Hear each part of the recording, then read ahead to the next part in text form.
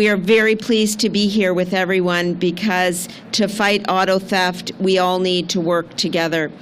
Now, as you know, this past February, the Government of Canada held a national summit to combat the growing threat of auto theft. Et comme vous le savez, en février dernier, le gouvernement du Canada a tenu un sommet national pour lutter contre la menace croissante de vol d'auto.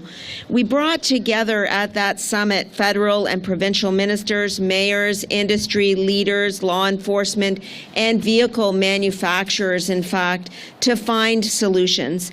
And coming out of that summit in May, what we did is launch a national action plan that is guiding our work along three key pillars. And it's these three pillars that I would like to provide an update on today. First of all, intelligence and information sharing. Second of all, intervention. Third of all, legislation, regulations, and governance.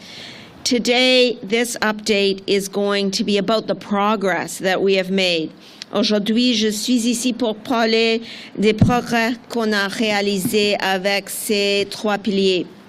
Now, under the first pillar of the action plan, what we have done is to improve intelligence and information sharing. The RCMP, the OPP, the Sûreté du Québec, and the CBSA are working together via integrated task forces to target organized crime. Back in April of this year, the CBSA, working with the OPP, recovered nearly 600 stolen vehicles from the Port of Montreal through what is known as Project Vector. And that brings the total number of stolen vehicles intercepted by CBSA in 2024 in our ports and rail yards to over 1,900, already exceeding last year's total. In the Greater Toronto Area alone, the CBSA has intercepted 620 stolen vehicles, as Francesco pointed out. Now, the second pillar of the action plan is intervention. Here, the CBSA has expanded its scanning technology, its data analytics, and advanced targeting to increase its ability to examine shipping containers that are destined for export.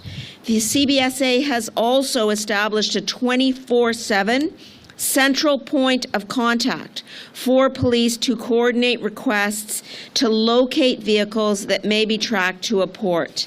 La SFC a aussi mis en place un point de contact central accessible 24 heures sur 7 pour permettre à la police de coordonner les demandes de localisation, par exemple, de véhicules qui pourraient être réparés dans un port. And finally, under the third pillar of the action plan, we have legislation, regulations, and governance. Justice Canada has implemented changes to the criminal code, adding new offenses for violent vehicle thefts and for those linked to organized crime and money laundering.